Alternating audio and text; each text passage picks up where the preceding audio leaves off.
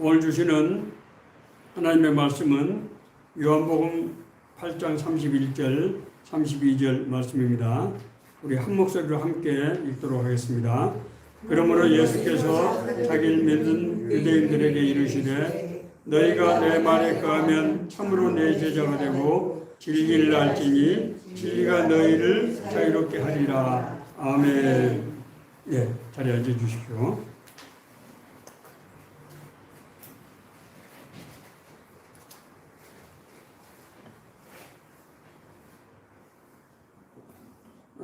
제가 이제 대학 시절 그때 이제 유신 반대 그런 민주화 투쟁이 아주 한참이던 그런 시절이었습니다. 고려대 석관동 고려대 앞에를 안암동인가 석관동 지나는데 하얀 프레카드에 빨간 글씨로 진리가 너희를 자유케 하리라. 그 말씀이 쓰여 있어요. 그래서 그 말씀을 보는 순간 제 마음속에 큰 충격이 왔습니다. 제가 느끼기를 우리가 추구하는 그 사회정의 이가 정말 우리를 자유롭게 하는구나 그런 생각을 하게 되었습니다. 당시에 법을 공부한 사회과학도로서 유신반대 시위에 참여해야 정말 마땅하다고 생각을 했지만은 제 현실을 돌아볼 때 그렇게 하기가 어려웠습니다.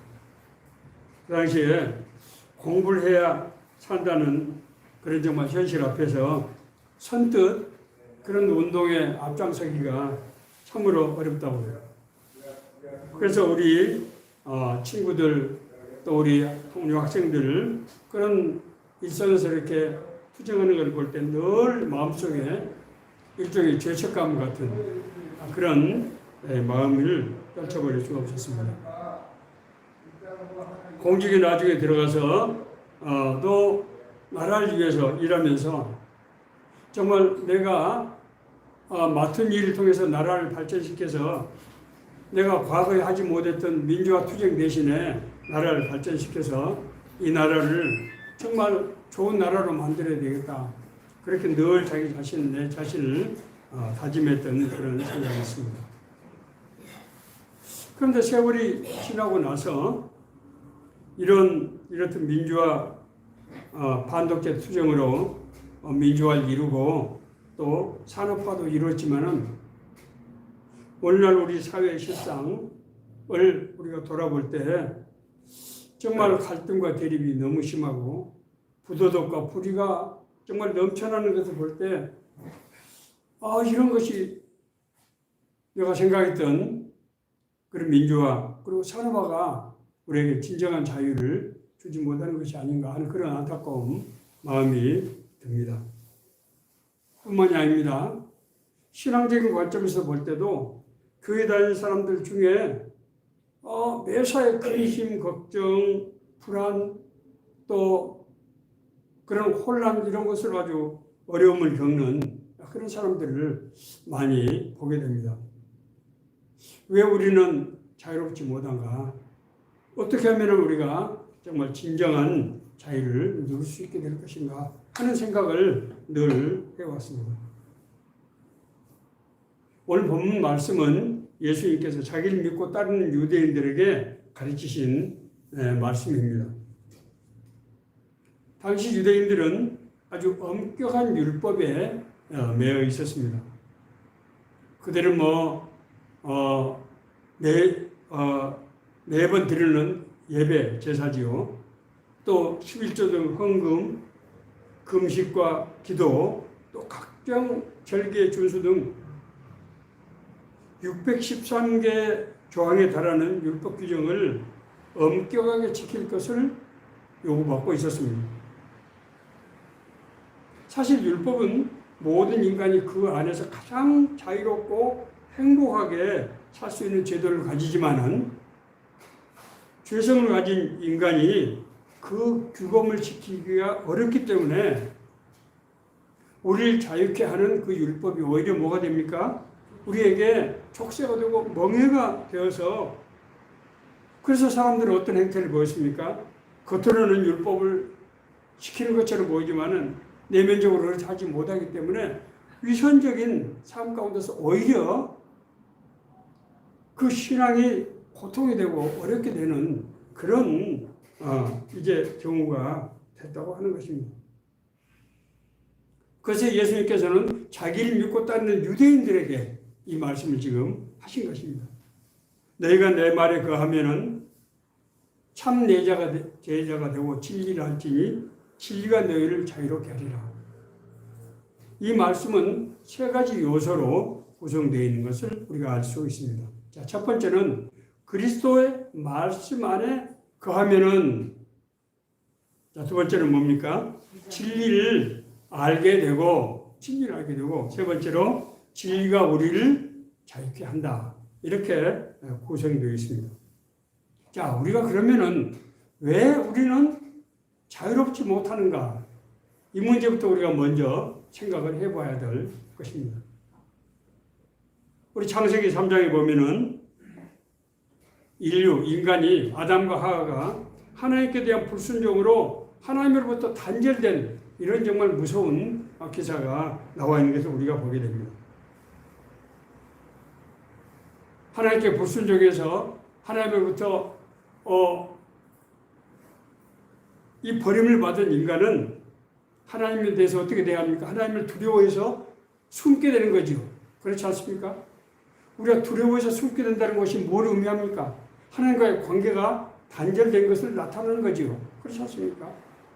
하나님께서 아담에게 내가 왜 너에게 먹지 말라고 한 선악과를 네가 따먹었냐? 그렇게 얘기할 때 아담은 뭐라고 답변합니까? 하나님, 제가 먹고 싶어서 먹은 게 아니거든요. 하나님께서 나에게 붙여준 여자가 나보고 먹으라고 해서 저는 어쩔 수 없이 먹은 거예요. 자, 이것은 뭘 상징하고 있습니까? 정말 한 몸을 이룬, 하나님께 붙여준 한 몸을 이룬 부부가 서로에게 책임을 전가하는 이런 이웃 간의 관계 단절 현상을 지금 나타나고 있는 겁니다. 뿐만입니까? 자연은 인간을 위해서 존재하고 인간은 자연을 잘 돌볼 그런 책임이 있는데 자연과 인간이 서로 갈등하고 대립하면서 자연이 인간으로 말미암아 저주를 받고 인간은 평생 수고해서 땀을 흘려야만 곡식을 먹을 수 있는 그런 자연과의 단절 현상, 불현상이 됐단 말입니다.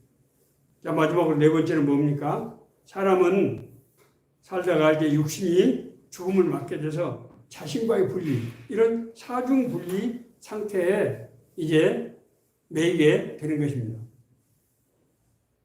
자, 이런 사중 분리 상태가 됐을 때 인간은 어떤 반응을 보입니까?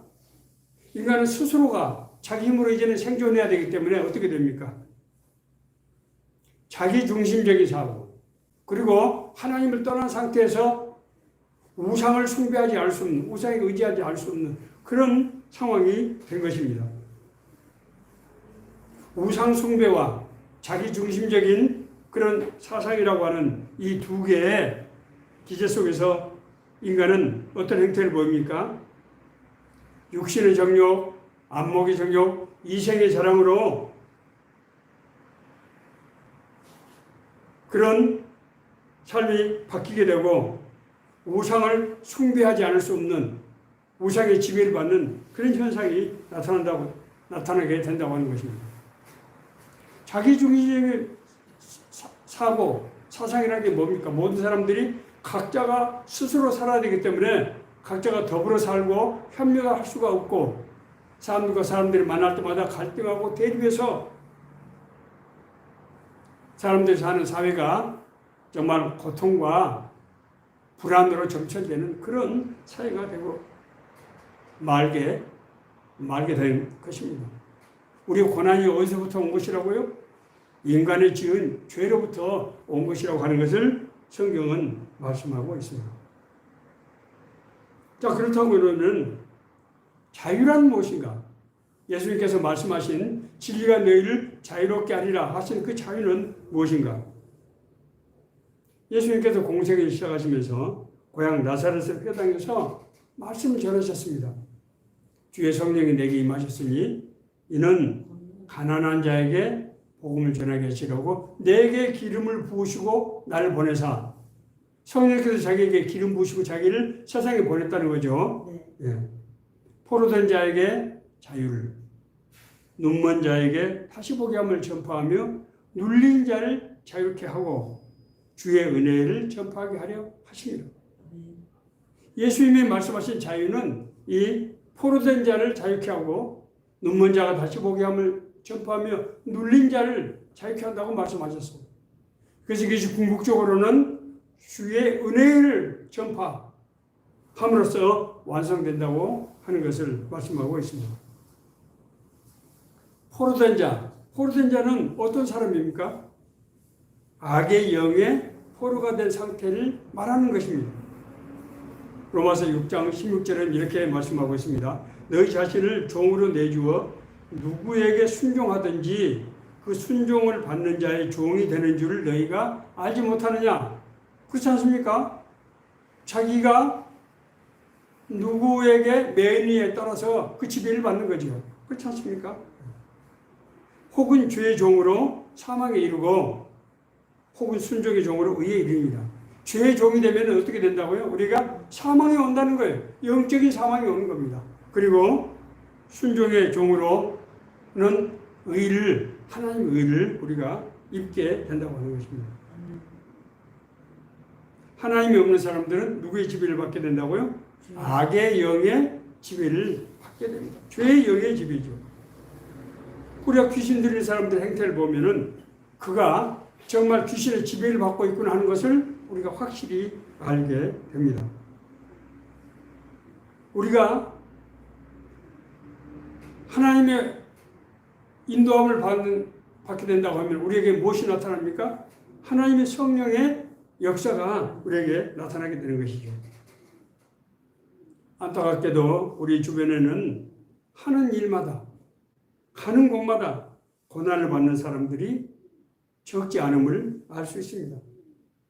그런 경우에 자기 자신에게 혹시 영적인 문제가 없는 것은 아닌가 하는 생각을 해야 될 필요가 있다는 거예요. 내 안에 내 내면에 평화가 없을 경우에 이웃과 화평할 수 있습니까? 없습니까? 할 수 없습니다. 내 안에 화평의 능력이 없어요. 내가 화평을 누리지 못한 상태에서 이웃에게 화평을 줄 수가 없게 되는 거예요. 그 결과는 어디에서든 누구와의 관계에 있어서도 갈등과 대립을 피할 수 없게 되고 그래서 고통이 오게 돼요. 그러면 우리에게 어떤 현상이 나타납니까? 우리의 마음과 육신의 질병이 이제 들게 되는 것입니다. 예수님께서는 마태복음 9장에서 친구들의 들것에 들려온 중풍병 환자에게 그를 치유해 주시면서 뭐라고 말씀하십니까? 작은 자에 안심하라. 내 죄사함을 받았느니라. 이렇게 말씀하고 있습니다. 이것은 뭘 시사합니까? 죄의 문제가 육신의 질병을 낳게 된다고 하는 것을 예수님께서는 말씀하고 있는 것입니다. 우리가 죄의 문제를 해결하지 못하면 우리 육신이 어떻게 된다고? 마음의 상처, 육신이 질병으로 고통을 받게 되는 거예요. 두 번째, 눌린 자를 자유케 하고. 여러분, 눌린 자는 어떤 사람입니까? 오늘날 우리 사회의 가장 큰 문제는 전반적인 소득이 증가하고 지식기술이 발전하면 할수록 사람들이 심적인 불안 상태, 스트레스에 시달리게 된다는 거예요. 정말 역설적인 현상입니다. 살기가 나아지면 우리 삶도 나아져야 될 거 아니에요. 그런데 사회적으로 기술이 발전하고 지식이 늘어나고 소득이 늘어나는데 사람들은 점점 불안, 스트레스에 고통을 받게 된다고 하는 거예요. 왜 그렇습니까? 특히 순전한 성품을 가지신 분들을 보면은 정말 하는 일마다 가는 곳마다 스트레스를 받고 어려움을 겪게 되는 것을 우리가 적지 않게 보게 됩니다. 왜 이런 현상이 발생합니까? 바로 눌림 현상입니다. 자신의 내면에 평안이 없기 때문에 어떤 환경이나 조건 속에서도 평화를 누리지 못해요. 자기 안에 평화가 없는 사람들은 어떤 환경에 가도 거기서 평화를 누리지 못하는 경우, 심지어 홀로 있는 것도 견디지 못하는 사람들도 많이 있습니다. 우리 안에 내면의 평화는 외부적인 조건이나 환경의 문제가 아닌 심령의 문제라는 거예요. 내면의 평화가 없는 사람은 환경이 좋아지고 여건이 좋아진다고 해서 평안한 삶을 누릴 수 있는 게 아니라는 거예요. 어떤 경우에서도 견디지 못합니다. 여러분 잘 아시는 하나님의 임재 연습이라고 하는 책으로 알려진 16세기의 로렌스 수사 얘기를 아실 것입니다. 로렌스 수사는 사회에서 사업을 하던 사람이에요. 사업에 여러 가지 실패하고 고난을 겪고 나서 40이 넘은 나이에 수도원으로 들어갑니다. 그는 남은 생에 한 3, 40년을 가까운 세월을 수도원에서 주방에서 봉사하는 그 일을 했어요. 그는 주방에서 봉사하면서도 하나님의 말할 수 없는 은혜를 받아서 늘 주님과 동행하고 동역하고 교제하고 더불어 사는 그런 삶을 누렸어요. 그분이 쓴 일기가 하나님의 임재의 연습이라는 책으로 나와서 정말 수도 없이 많은 사람들에게 큰 은혜를 주고 하나님과 실제로 교제, 교통이 가능하구나 하는 것을 알게 되었습니다. 하나님의 주시는 내면적 평화가 있는 사람은 어떤 상황이나 환경의 조건에 불구하고 흔들리지 않고 평안한 삶을 누릴 수 있게 된다고 하는 것입니다. 아멘. 세 번째, 눈먼 자에게 다시 보게 함을 전파하며, 여기서 눈먼 자는 어떤 사람입니까? 영안을 말하는 것입니다.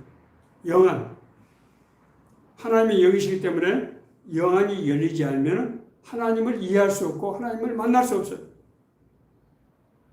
하나님을 순전히 믿으면 영안이 열리게 돼서 하나님의 음성을 듣게 되고 하나님의 인도하심을 진짜로 받게 됩니다. 제가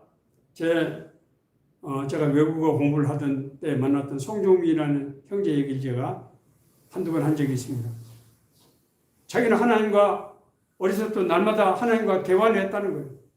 이야, 예수 믿는 사람 정말 뻥도 잘 치니까 속으로 말을 못하고 속으로. 자기는 날마다 하나님과 대화를 한다는 거예요. 이게 무슨 황당한 소리냐. 제가 나중에 하나님 은혜를 받고 나서 진짜 하나님이 말씀하시고 정말 함께 하시고 인도하시는 것을 제가 깨달아 알게 됐어요. 그렇구나. 영안이 열리지 않으면 하나님의 음성을 들을 수 없어요. 인도하심을 받을 수 없어요. 그래서 무엇을 어떻게 해야 될지 알 수가 없게 되는 거예요. 영안이 열린 사람은 하나님의 지혜를 우리가 받게 되고 하나님 주시는 권세와 능력을 받게 되는 거예요. 정말 놀라운 일. 자, 그러나 악의 영도 영이기 때문에 영적인 분별력이 없는 사람들은 이 사람이 악의 영의 지배를 받고 있는지 아는지를 찾아갈 수가 없어요. 제가 한 가지 힌트를 드립니다. 악의 영에 사로잡힌 자들은 지속적으로 그리고 집요하게 악을 행하게 되는 거예요. 그런 사람들은 어떤 환경이나 어떤 조건 속에서도 항상 악한 생각을 하고 항상 악한 일을 하게 돼요. 거기서 벗어나지 못해요. 이 사람들은 자기를 또 후회하고 자기를 또 자꾸 안타까워하지만 거기서 빠져나오지를 못하는 겁니다. 이런 사람들은 하나님을 부인하고 육신의 소욕에 이끌려 사는 삶을 살게 되는 거예요. 영안이 열리지 않으면 악의 영을 분별할 수가 없기 때문에 육신의 노력으로 그 문제를 해결하기 위해서 발버둥을 치지만은 점점 무거운 수렁에 빠듯이 그런 자기 노력이 자기를 점점 힘들게 만들고 결국은 자기를 파괴하게 된다고 하는 것입니다. 그러면 어떻게 하면 자유를 얻을 수 있는가? 오늘 예수님께서 세 가지 말씀하고 계세요. 너희가 내 말에 거하면은 예수님의 말씀이 무슨 내용입니까?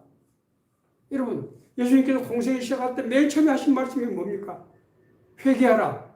천국이 가까이 왔느니라. 예수님의 설교와 가르침은 전부 뭐에 관한 거라고요? 하나님의 나라에 관한 거예요. 그 하나님의 나라가 저 높은 우주에 있을 뿐만 아니라 우리에게 임했다는 거예요. 이 세상에 임하고 너에게 임했다는 거예요. 가까이 왔느니라. 그래서 이를 기쁜 소식, 복음이라고 하는 거예요. 굿뉴스. 복음. 하나님이 나라가 나에게 임했다는 거예요. 앞서 제가 말씀드리지 않습니까? 영안이 열리면은 하나님의 음성을 듣게 되고 하나님의 권세와 능력을 받게 돼서 그 힘으로 살아가게 된다는 거예요. 그럴 때 세상에 무서운 것이 뭐가 있겠어요? 하나님의 나라는 죽어서 가는 하나님 나라도 나라지만은 하나님 나라 실제의 개념은 하나님이 다스리는 나라라는 거예요. 하나님이 다스리는 나라가 뭡니까? 하나님이 주관하시는 나라예요. 하나님이 인도하시고 하나님께서 공급하시고 하나님께서 함께 하시는 나라라고, 삶이라고요. 그게 하나님의 나라예요. 구약 성경에서는 하나님의 나라가 어떻게 이루어집니까? 택하신 선지자를 통해서 하나님께서 말씀하셨어요. 그러나 신약 시대에 오면 어떻게 됩니까? 성령님이 우리 안에 계심으로써 우리에게 직접적으로 역사하시는 거예요. 병 고침을 받고 하나님의 음성을 듣고 하나님의 권세와 능력을 받고 그렇게 살아가는 거예요. 할렐루야. 이것이 기쁜 소식 아닙니까? 세상에 어떤 소식이 이렇게 기쁜 소식이 있을 수가 있겠습니까? 말씀에 거한다고 하는 것은 그 말씀을 지켜 행한다고 하는 것입니다.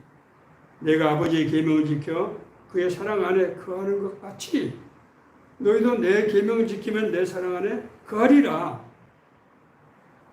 하나님의 말씀은 그냥 언어가 아니고 뭐라고 그랬습니까? 로고스. 하나님을 구성하는 속성, 하나님의 능력이에요. 하나님의 말씀, 하나님의 능력이에요. 그 말씀을 우리가 받을 때 우리 심령과 골수가 쪼개지고 변화되고 하나님의 능력으로 덧입혀서 바뀌게 되는 거예요. 사람이. 교육되는 것이 아니에요. 예수를 믿어서 하나님에 대한 지식이 나를 바꾸는 것이 아니고 그 말씀 자체가 능력이 있어서 사람을 바꿔버리는 거예요. 하나님의 성품으로 바꿔버리고 성품을 바꿔버리는 거예요. 자, 육신을 가진 인간이 그런데 어떻게 하나님 말씀대로 다 살 수 있습니까? 이렇게 문제를 제기할 수 있을 거예요. 제 경험을 말씀드릴까요? 작은 일에 충성하라. 하나님 우리에게 그렇게 말씀하세요. 작은 일에 충성하라. 작은 일이 뭡니까? 네가 할 수 있는 일, 지금 너에게 있는 일, 그 일 가운데서 하나님의 뜻대로 살려고 노력하라는 거예요. 우리가 작은 일에 충성하면 하나님께서 어떻게 하십니까? 더 큰 것을 우리에게 주시는데 이것이 뭘 의미하는 겁니까? 우리 안에 하나님의 말씀대로 뜻대로 살 수 있는 능력이 점점 커지게 되는 거예요. 왜 그렇습니까? 우리 안에 임하는 것은 하나님의 성품이거든요. 하나님의 성품이 나에게 점점 강하게 나타나는 거예요. 그래서 이전에는 하기 어렵게 생각했던 것이 전혀 문제가 되지 않고 두려움이 없어지고 우리가 하나님의 계획으로 충만해지고 하나님의 능력으로 덧입게 되는 거예요. 우리가 그렇게 노력하는 것이 아니고 그렇게 살 수 있도록 된다고 하는 거예요. 된다고 하는 거예요. 죄가 싫어지고 하나님의 말씀이 기뻐지고 하나님의 말씀 능력이 우리에게 임한다고 하는 것입니다. 둘째로 진리를 알지니 진리를 알. 내 말에 거하면 어떻게 된다? 우리가 진리를 알게 된다. 여러분 진리가 뭡니까? 진리. 우리 학교 다닐 때 학교 교원이 베리타스, 룩스메어였어요. 베리타스는 뭡니까? 진리. 진리의 추구. 룩스메어, 빛. 진리의 빛. 라틴어로. 그래서 우리 학교 교원이었어요. 진리는 문자적으로 참된 이치, 또 올바름, 의로움 이런 뜻이지만은 성경에 말하는 진리는 그게 아니고 예수 그리스도를 말하는 거예요. 왜? 요한복음 14장 6절이 뭡니까? 내가 곧 길이요 진리요 생명이니 나로 말미암지 않고는 하나님께 갈 자가 없느니라. 우리가 하나님의 나라에 가려면 어떻게 된다고요? 예수 그리스도를 통해서 길과 진리의 번제신 예수 그리스도를 통해서만 하나님께 갈 수 있다는 거예요. 예수 그리스도를 그래서 우리가 믿게 될 때 우리는 이 길과 진리와 생명 안에 우리가 살게 되는 것입니다. 그런 능력이 우리 안에 임하게 되는 것입니다. 우리가 이 예수 그리스도 안에 있다고 하는 것, 이 진리 안에 있다고 하는 것을 구체적으로 말하면은 예수님께서는 마태복음 5장 13절 16절에서 너희는 세상의 소금이다. 너희는 세상의 빛이다. 이렇게 말씀하십니다. 소금이라는 것이 뭐라고 그랬습니까? 제가 화해케 하는 능력이라고 그랬죠. 소금 화해케 하는 능력이에요. 소금은 좋은 것이로되 만일 소금이 그 맛을 잃으면 무엇으로 이를 짜게 하리요. 너희 속에 소금을 두고 서로 화목하라 하시니라. 마가복음 9장 50절에 있는 말씀입니다. 소금은 화목케 하는 능력이에요. 자, 이것은 정말로 중요한 능력입니다. 하나님과의 내가 화목하게 됐어요. 하나님 내 죄를 용서하시면 나와 하나님과 관계에 화해가 이루어졌다고. 리컨실리에이션. 화해가 이루어졌어요. 화목해 된 거예요. 그럴 때 우리 안에 어떤 능력이 생긴다고요? 화목해 하는 능력이 생기는 거예요. 그래서 나를 만나는 사람마다 화해가 이루어져요. 지금까지 갈등하고 대립하고 경쟁하고 미워하고 시기하고 질투하는 사람들이 갑자기 사람이 바뀌는 거예요. 화해케 돼요. 이 사람들은 나와 화해케 될 때 하나님과의 화해케 되는 길이 열리게 되는 것입니다. 예수님을 따르는 사람들에게 이렇게 화해케 하는 능력이 있다는 거예요. 앞서 죄 있을 때는 자기 중심적이 돼서 서로 마음 차적에서 갈등하고 대립하는데 우리가 진리 안에 예수 그리스도 안에 있게 될 때는 우리가 화해케 되는 능력이 있어서 다른 사람을 화해케 하는 거예요. 가는 사람마다 화해가 이루어지는 것이죠. 자, 두 번째로 빛은 뭡니까? 어둠을 밝히는 능력. 그것은 복음을 말하는 거예요. 어둠을 밝히는 능력. 그래서 예수 그리스도를 닮는 사람은 다른 사람에게 복음의 능력이 있어요. 사람들이 그 사람 삶의 모습을 보고 하나님을 알게 되고 하나님께 나아가는 그런 이끌림을 받게 됩니다. 나에게 복음의 능력이 나타나는 거예요. 복음의 능력이 있는 사람들은 어둠에 있는 사람들이 복음의 능력 앞에서 자기 정체가 드러나게 되고 역사하지 못하게 돼요. 제가 우리 누님이 중학교 3학년 때 집에 들어오는데 무당이 구슬하다가 보따리 싸가지고 도망갔다는 얘기를 한 적이 있습니다. 중학교 3학년이에요.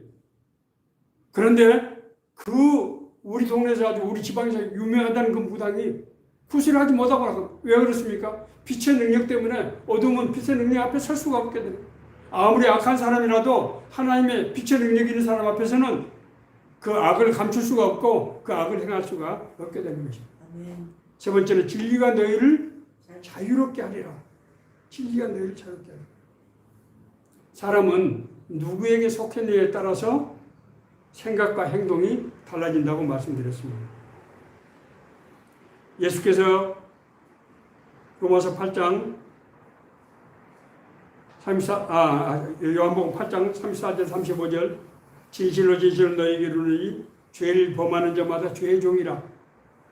왜 죄를 범하게 되느냐? 우리가 죄의 종이기 때문에 죄를 범하게 된다는 거예요. 우리의 행동은 우리 심령의 결과입니다. 이것은.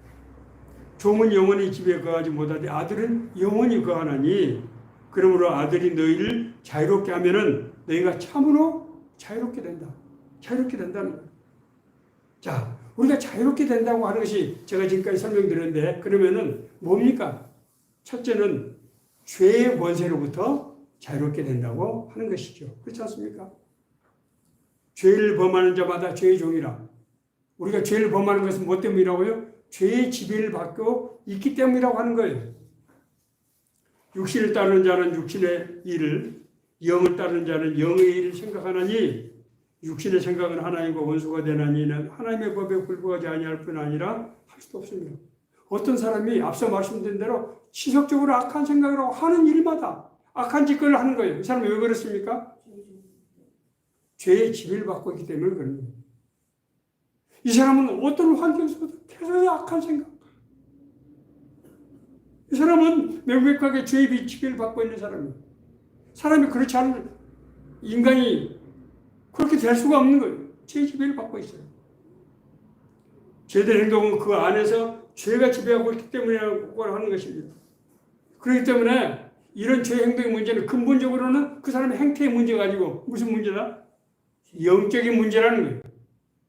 이 영적인 문제가 해결되지 않고서는 죄 문제를, 죄된 행동의 문제를, 행태를 바꿀 수 없다는 거예요. 안 돼요.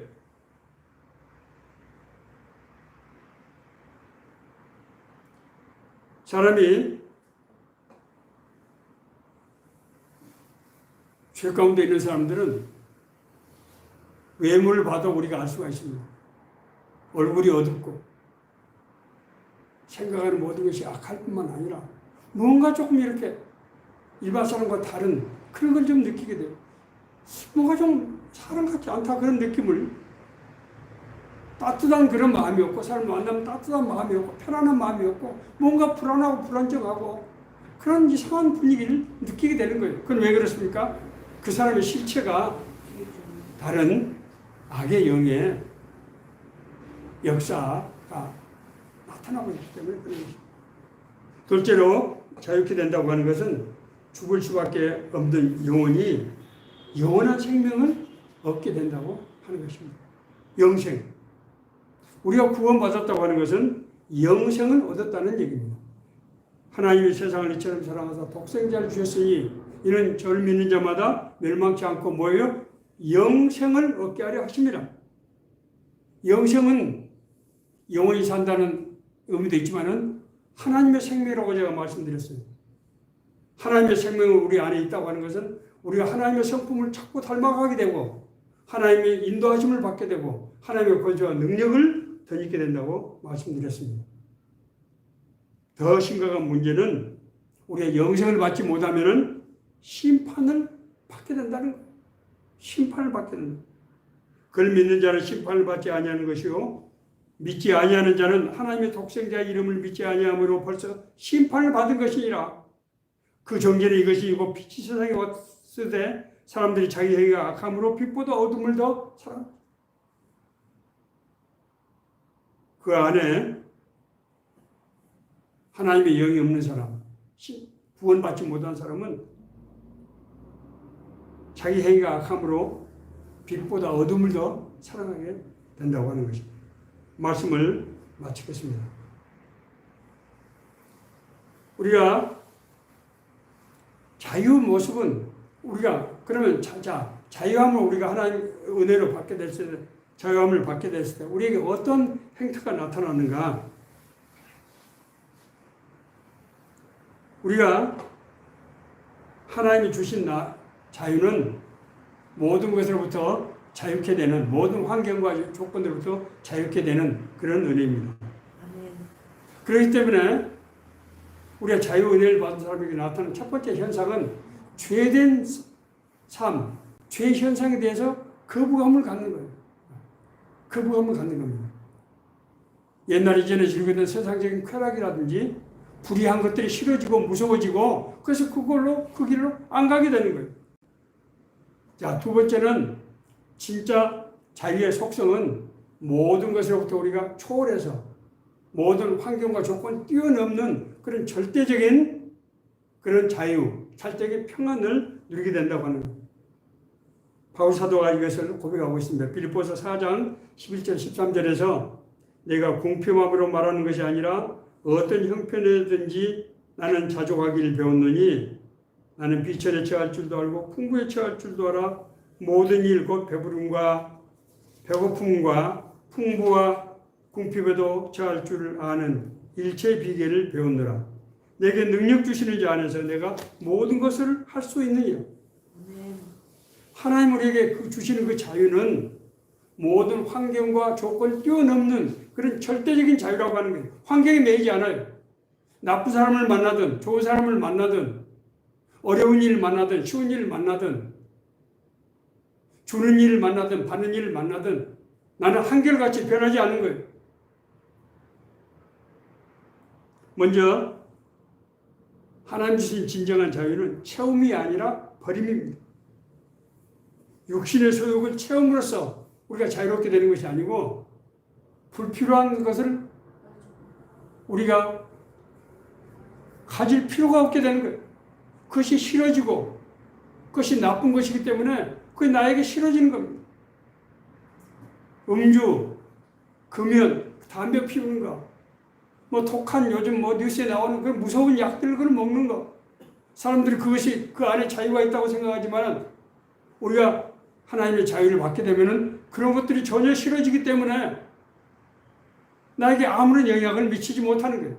세상의 유혹과 세상의 시험이 나에게 영향을 미치지 못하게 되는 거예요. 왜? 나는 그런 것이 필요 없기 때문에. 두 번째로 하나님 주신 자유는 우리가 매이지 않고 눌리지 않는 그런 자유가.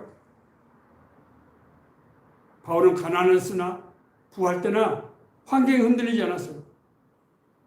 제가 군대 동기인 임종철이를 제가 여러 차례 얘기한 적이 있습니다. 우리가 같이 훈련을 받고 너무 같은 힘든 일을 하고 아무도 그 일을 하기 싫어하는데 이 형제는 정말 너무나 평안한 얼굴로 가서 그 일을 담담하게 하는 거예요. 이 형제에게는 그런 환경이 자기에게 전혀 문제가 안 되는 거예요. 고약한 상사, 힘들게 하는 상사, 나를 시험하는 상사가 있지만 나에게 영향을 미치지 못해. 그런 상사의 그런 계기라든가 이런 것이 나의 마음을 흔들지 못해. 매이지 않고 눌리지 않게 돼. 마치 바람처럼 물처럼 어떤 환경 속에서도 유의의 길을 하게 됩니다. 그러나 진정한 자유는 십자가의 자유입니다. 십자가 자유라고 하는 것이 뭡니까? 모든 것을 용서하고 용납하고 끌어들여서 악한 것을 선으로 바꾸고 죄된 것을 의로 바꾸는 그런 능력입니다. 우리가 우리에게 죄진 자를 사하여 준 것 같이 우리를 사하여 주옵시고 우리가 사함을 받은 사람은 다른 사람을 사함을 줄 수 있는 그런 능력이 생긴다고. 우리가 하나님의 용서를 받을 때 우리 안에 용서의 능력이 생기는데 그러므로 우리는 그 능력으로 다른 사람을 용서할 수 있는 능력이 생긴다는 거예요. 이 말씀을 진짜로 마칩니다. 오늘날 세상을 우리 한번 둘러보세요.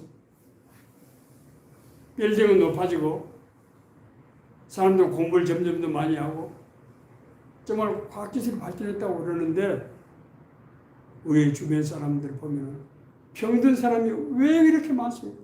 오늘날 암이 왜 이렇게 많습니까? 치매 걸린 사람들이 왜 이렇게 많습니까? 얼마나 많은 사람들이 우울증, 약을 의존하지 않으면 할 수 없는 이런 직장에 나가는 것을 마치 도살장에 끌려가는 소처럼 그렇게 힘들고 그 젊은 사람들이 꿈이 뭡니까? 워라벨이라고 무슨 자기 인생의 꿈과 비전을 가지고 그걸 위해서 살아가는 것이 아니고 편하게 재밌게 어떻게 하면 힘들지 않고 살아가는 것이 그것이 인생의 목적이 됐어요. 이런 사회가 어떻게 정상적인 사회가 할 수 있겠습니까? 심지어 하나님을 믿는다고 하는 사람들도 걱정, 근심, 불안, 의심 속에서 끊임없이 고통을 받고 오늘 정말 주시는 말씀 너희가 내 말에 거하면 참 내 제자가 되고 진리를 알지 진리가 너희를 자유롭게 하리라. 이 말씀이 고난 가운데서 혼돈하며 방황하는 우리 모두에게 주시는 하나님의 생명의 말씀, 은혜의 말씀이 되기를 간절히 바랍니다. 아멘. 네.